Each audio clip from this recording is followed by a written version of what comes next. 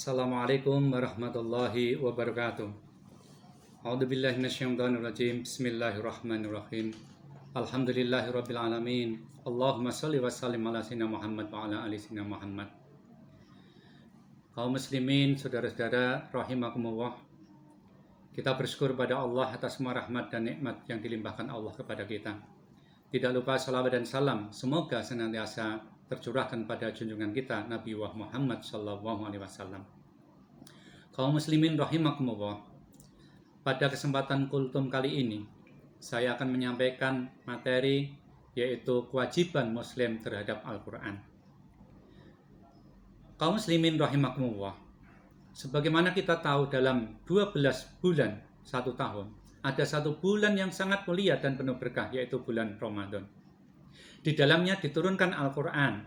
Oleh karenanya di bulan Ramadan sering dikenal dengan istilah Syahrul Quran atau bulan diturunnya Al-Quran.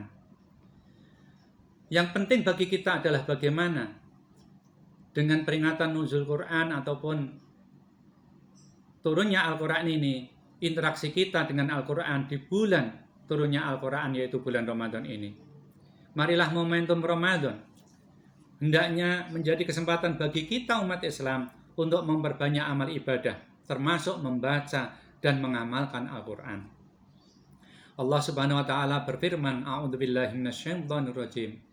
Syahrul Ramadan alladzi unzila fihil Qur'an hudal linnas wa bayyinatin minal huda wal furqan. Beberapa hari yang ditentukan itu adalah bulan Ramadan.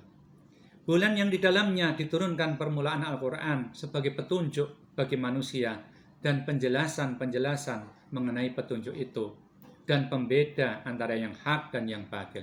Surat Al-Baqarah ayat 185. Kaum muslimin rahimakumullah. Al-Quran adalah nikmat besar yang diberikan Allah, karena itu merupakan petunjuk bagi kita umat Islam untuk hidup, meraih kebahagiaan dan keselamatan di dunia dan di akhirat. Namun Al-Quran tidak bisa menjadi petunjuk bagi kita dan tidak akan membuat dampak yang positif bagi kita jika kita tidak memenuhi kewajiban-kewajiban kita terhadap Al-Quran. Lantas, apa saja kewajiban-kewajiban kita kepada Al-Quran sehingga setelah kita penuhi kewajiban itu, Al-Quran akan benar-benar menjadi petunjuk dan hidayah dalam kehidupan kita untuk keselamatan, kebahagiaan, dan kesejahteraan kita di dunia maupun di akhirat nanti. Kewajiban yang pertama adalah seorang muslim harus mengimani Al-Quran. Al-Quran adalah firman Allah. Al-Quran adalah kalamullah. Sebagaimana ayat di atas yang sudah saya bacakan, Al-Quran diturunkan untuk menjadi petunjuk bagi kita. Tanpa mengimaninya, manusia tidak mungkin menjadikannya sebagai pegangan hidup. Dalam surat Al-Baqarah ayat 4, Allah berfirman, A'udzubillahi minasyaitonirrajim. Walladzina yu'minuna bima unzila ilaika wa ma unzila min qablik wa bil akhirati hum yuqinun. Dan mereka beriman kepada kitab Al-Quran yang telah diturunkan kepadamu dan kitab-kitab yang telah diturunkan sebelummu, serta mereka yakin akan datangnya kehidupan akhirat. Kewajiban yang kedua adalah membaca Al-Quran atau tilawah. Al-Quran adalah kalamullah. Kalamullah yang membacanya bernilai pahala. Allah memberikan pahala yang besar bagi orang yang mau membaca Al-Quran. Allah memberikan pahala setiap huruf yang dibaca dengan 10 pahala atau kebaikan.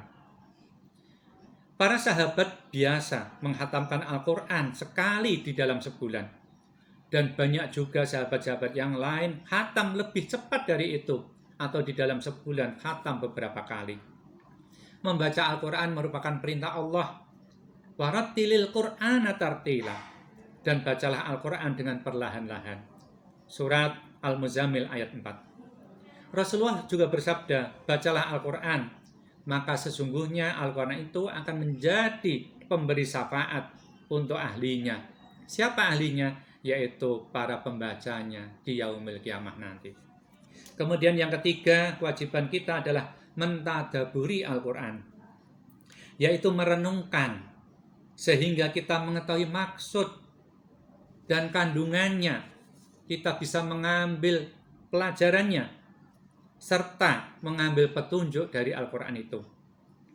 Bagaimana mungkin kita dapat menjadikan Al-Quran sebagai petunjuk jika kita tidak memahami isi dan kandungannya? Oleh karena itu penting bagi kita mentadaburi, mempelajari Al-Quran. Karena Al-Quran dari bahasa Arab tidak semua orang memahami isinya, maka kita bisa membaca tafsir-tafsir dari para ulama alim ahli tafsir sehingga kita bisa memahami isi dan kandungan Al-Quran itu. Allah Subhanahu wa taala berfirman di dalam surat Muhammad ayat 24, maka apakah mereka tidak memperhatikan Al-Quran ataukah hati mereka terkunci?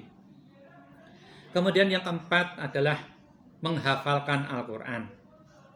Sebagai seorang muslim, mari kita berusaha menghafalkan Al-Quran sesuai dengan kemampuan kita.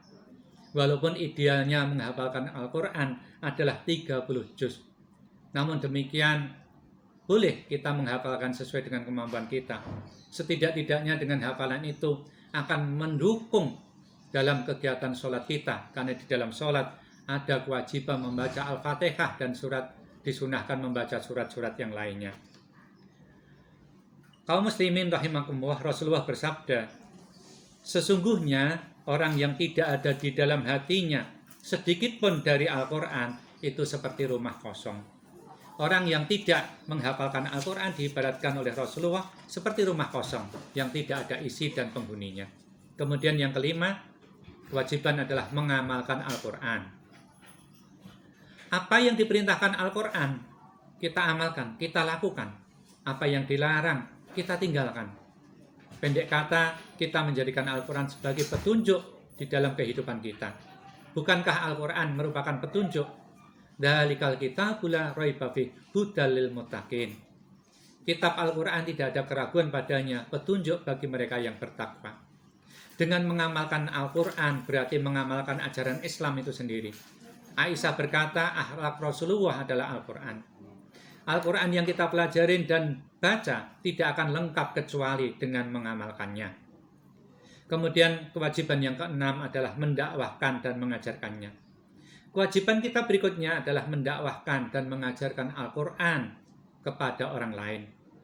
Mengajarkan Al-Quran menjadikan kita menjadi manusia terbaik dalam pandangan Allah. Sebagaimana sabda Rasulullah, khairukum man ta'allama al-Qur'an wa 'allamahu. Sebaik-baik kalian adalah mempelajari Al-Qur'an dan mengajarkannya. Hadis riwayat Bukhari. Mari kita berusaha mengajarkan Al-Qur'an kepada orang lain. Akan menjadi ladang amal soleh bagi kita.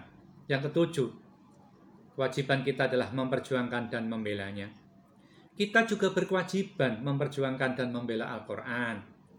Memperjuangkan agar nilai-nilai Al-Qur'an tegak dalam kehidupan, dan membela jika Al-Quran dihina dan dinistakan.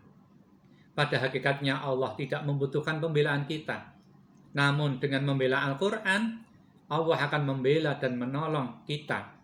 Sebagaimana firman-Nya, a'udzubillahi minasyaitonirrajim, ya ayyuhalladzina amanu in tansurullaha yansurkum wa yusabbit aqdamakum. Wahai orang yang beriman, jika kamu menolong agama Allah, niscaya Dia akan menolongmu dan meneguhkan kedudukanmu. Ma'asyiral kaum muslimin rahimakumullah, demikianlah kultum yang bisa saya sampaikan. Mudah-mudahan kita menjadi umat yang mencintai Al-Quran, dan Al-Quran akan bermakna dalam kehidupan kita yang benar-benar menjadi hidayah dan petunjuk bagi kita untuk keselamatan dunia dan akhirat kita. Kurang lebihnya mohon maaf. Selamat menunaikan ibadah puasa. Assalamualaikum warahmatullahi wabarakatuh.